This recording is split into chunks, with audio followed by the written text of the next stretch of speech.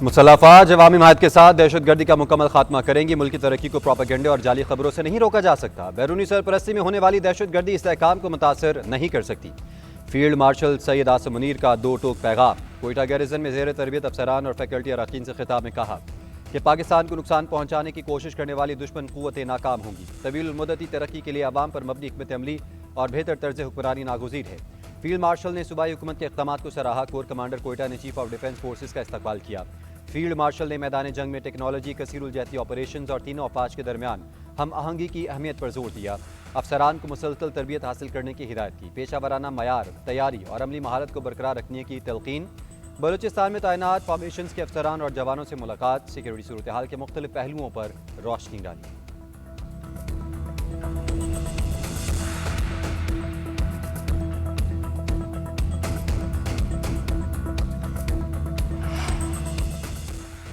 बलूचिस्तान में क़याम अमन और रक्षा तरक्की का मिशन। वज़ीर आज़म शहबाज शरीफ का कोयटा का दौरा। एयरपोर्ट पर गवर्नर बलूचिस्तान जाफर मंदुखिल और दीगर हुकाम ने इस्तकबाल किया।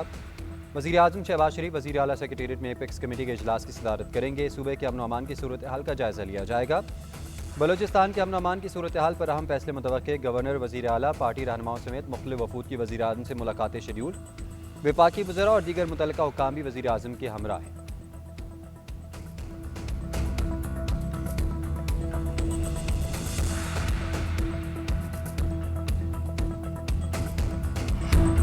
नायब वज़ीर आज़म से ईरान के लिए नामज़द सफ़ीर इमरान अहमद की मुलाकात। इसहाक डार ने पाकिस्तान और ईरान के गहरे तारीख़ी, सकाफ़ती और बरादराना ताल्लुकात को उजागर किया। दो तरफ़ा ताउन को तमाम शोबों में मज़ीद वसअत देने का यादा। कहा, दो तरफ़ा रवाबित में मुस्बत पेशरफ्त को करीबी राब्ताकारी और बाहमी अफ़ाम तफ़हीम के ज़रिए बरकरार रखना अहम है। इलाक़ाई अमन, मुकालबे और इस्तेहकाम में पाकिस्तान के तामीरी और ज़िम्मेदाराना किरदार को भी उजागर किया। नई ज़िम्मेदारियाँ संभालने पर नामज़द सफ़ीर के लिए नेक ख्वाहिशात का इज़हार किया।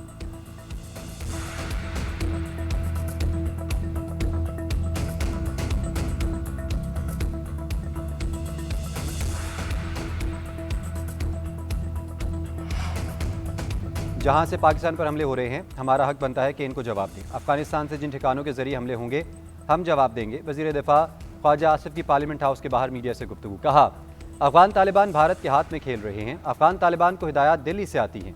जब तक भारत हाँ नहीं करेगा, तालिबान भी किसी बात पर रज़ामंद नहीं होंगे। 3 बार मैं अफगान तालिबान से मिला। उन्होंने ज़बानी कलामी बात की, लेकिन लिख कर किसी यकीन दहानी पर तैयार नहीं हुए। सहाफ़ी की जानिब से मुजवज़ा 28वीं आईनी तरमीम के मामले पर सवाल। ख्वाजा आसिफ ने कहा, एक चीज़ है ही नहीं तो आप बार बार क्यों पूछ रहे हैं।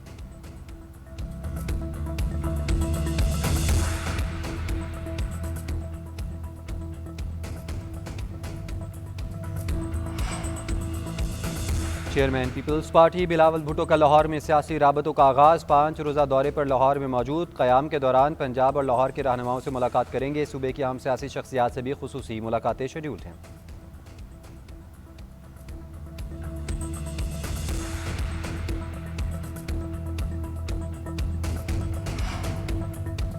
Chairman Peoples Party Bilawal Bhutto की हिदायत पर वक्त की मौलाना फजल रहमान से मुलाकात। शर्जील मेमन, नासिर शाह और इमदाद पताफ़ी की सुमरा हुसामत। मौलाना फजल रहमान को कराची आमद पर खुश आमदीद कहा। मौलाना ने मुलाकात में इलाकाई और आलमी सूरत हाल पर तबादला ख्याल किया। पीपल्स पार्टी रहनुमाओं ने कहा कि आइन, पार्लियामेंट और जमहूरियत के किरदार को मज़ीद मजबूत बनाने पर दोनों जमातों का मौक़िफ़ यकसा है। मौलाना फजल रहमान ने कहा कि आइन और जमहूरियत के बेमानी बनाने की कोशिशें मुल्क के लिए ख़तरनाक हैं। पार्लियामेंट को मजबूत और अवामी राय का हकीकी तर्जुमान बनाना होगा। सियासी क़ुव्वतों को आइन, पार्लियामेंट और जमहूरियत के तहफ़्फ़ुज़ के लिए मुत्तहिद होना होगा।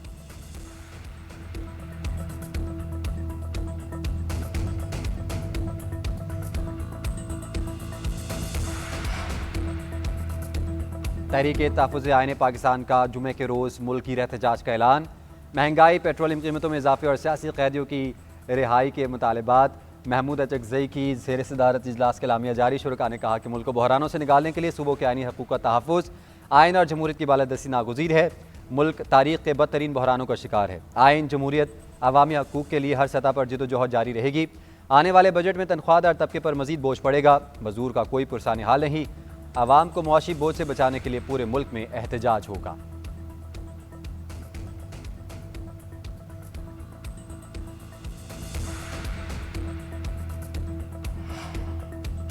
टिकटॉकर सना यूसुफ कत्ल केस का फैसला महफूज आज 3 बजे सुनाया जाएगा। प्रोसिक्यूटर की मुल्जिम उमर हयात को सजा मौत देने की सदा। मौके पर इख्तियार किया कि चश्मदीद गवाह ने मुलजिम की शनाख्त परेड में दुरुस्त पहचान की। मुलजिम ने जहां गाड़ी रुकवाई वहां से पिस्टल बरामद हुआ। डॉक्टर्स के बयानात मौजूद हैं। फायरिंग कत्ल के इरादे से की गई। सना यूसुफ का दिल और फेफड़े मुतासर हुए। 27 गवाहों को अदालत में पेश किया। मेडिकल और ज़रूरी दस्तावेजात भी रिकॉर्ड पर हैं।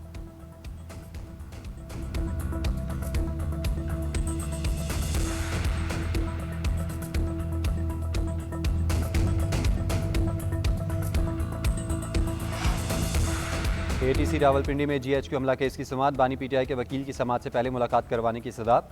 अदालत ने समाअत बगैर कार्रवाई 2 जून तक मुलतवी कर दी। मुकदमे में अब तक इस्तगासा के 45 गवाहान के बयानात रिकॉर्ड किए गए। 9 मई के 12 मुकदमात पर भी समाअत बगैर कार्रवाई 10 जून तक मुलतवी कर दी गई। बानी की लीगल टीम ने जेल में मुलाकात करवाने की सदा कर दी।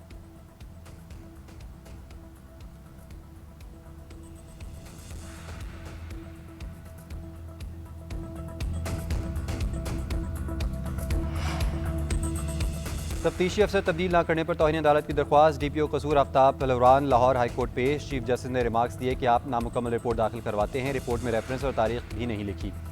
अदालतें महज खदशात पर काम नहीं करती। असिस्टेंट एडवोकेट जनरल ने मौके पर इख्तियार किया कि जल्दी में जवाब जमा करवाया, जिससे दरख्वास्त कराने के लिए लेटर नहीं लगाया। डीपीओ कसूर ने बताया कि 11 अगस्त 2020 को दरख्वास्त पर फैसला कर दिया गया था। गलती पर माजरत और आइंदा मोहतात रहने की यकीन दहानी करवाई। लाहौर हाईकोर्ट ने डीपीओ कसूर के खिलाफ तौहीन अदालत की दरख्वास्त निपटा दी।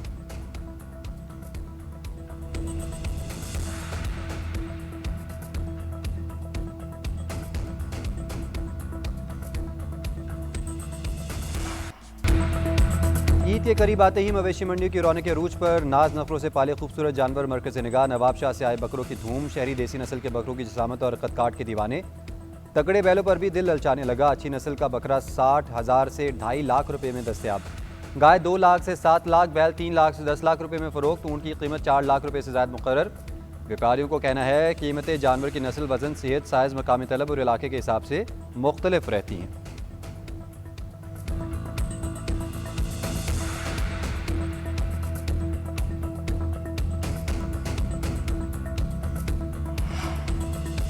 मुल्क के 12 इलाकों में मगरबी हवाएं दाखिल। आज से बारिशों का इम्कान। महकमे मौसमियात के मुताबिक 23 मई तक मुख्तलिफ इलाकों में बादल रंग जमाएंगे। मुल्क के मैदानी इलाकों में गर्मी के डेरे। सूरज पूरी आबोताब से चमकने लगा। मैदानी इलाकों का दर्जा हरारत 42 से 46 डिग्री सेंटीग्रेड तक रहने की तवक्को। गर्मी के पेश नज़र माहिरीन सेहत की एहतियात बरतने की हिदायत। धूप से बचाव और ज़्यादा पानी पीने का मशवरा।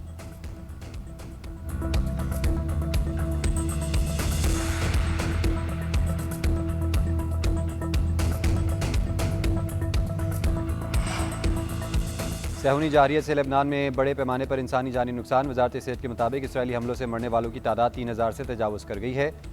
मार्च के आगाज़ से अब तक 3020 अफराद जान से हाथ धो बैठे। अम्बात में तशवीशनाक हद तक इजाफा हो रहा है। 17 अप्रैल को जंग बंदी शुरू होने के बाद से अब तक 400 शहादतें हुई। यह तादाद सीज़ फायर की खिलाफ वर्जियों के बायस बढ़ रही है।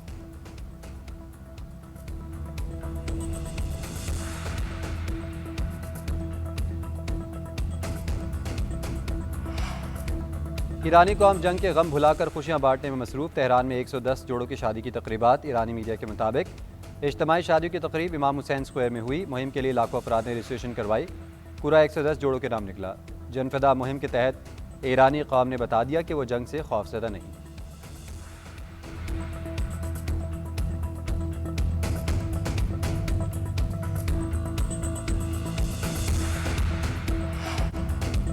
बांग्लादेश के खिलाफ वाइट वॉश से बचने की तकदो। पाकिस्तान को जीत के लिए तारीख का सबसे बड़ा हदफ दरपेश। पहली 2 विकेटें गिरने के बाद शान मसूद और बाबर आजम की मज़ाहमत। अजान उवैस 21 और अब्दुल्ला फजल 6 रन बनाकर आउट हुए। बांग्लादेश को सीरीज में 1-0 की बढ़तरी हासिल है।